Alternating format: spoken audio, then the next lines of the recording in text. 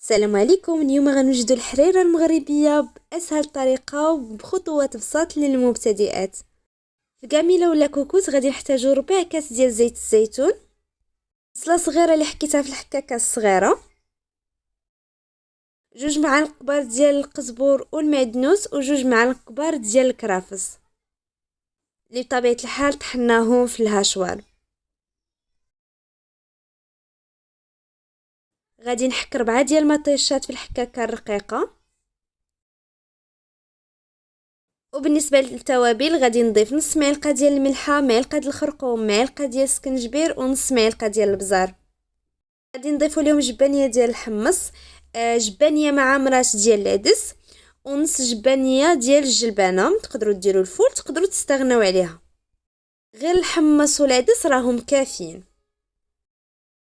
غادي نحركوا هاد المكونات مزيان مع بعضياتهم ونخليهم يتشحروا فوق نار مهيله، وهذا السر الاول للنجاح ديال الحريره المغربيه.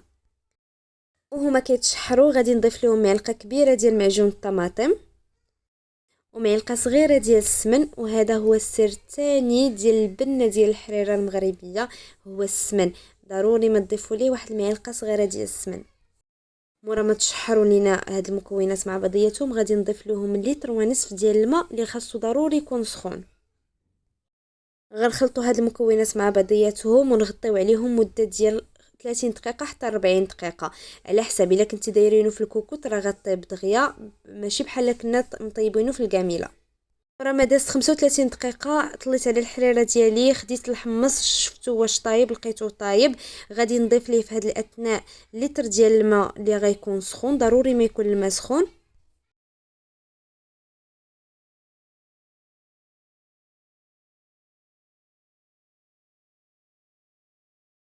غادي نضيف نص جبانيه ديال الشعريه، وغادي ناخذ تقريبا ملعقه مخلطه ما بين الكرافس والقزبور، نضيفوهم للحريره ديالنا.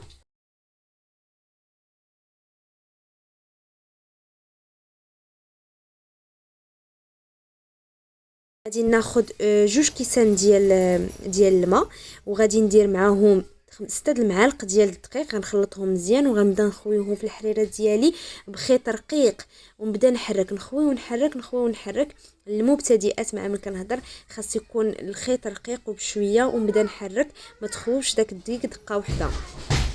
الدقيق كيبقى اختياري، الا كتبغوها ثقيله ديروا هاد 6 ديال المعالق، بغيتوها تكون خفيفه ديروا غير 4 ديال المعالق. كيبقى على حسب كل واحد كيفاش كيبغي الحريره ديالو. نخليوها طيب مده ديال 10 دقائق. مورا ما طابت الحريره ديالنا ودازت 10 ديال الدقائق كنقدموها في جبانيه ديالنا ولا الزلافه ديالنا مع شويه ديال التمر. وهكا كيكون النتيجه ديال الحريره ديالنا، حريره مغربيه على حقها وطريقها.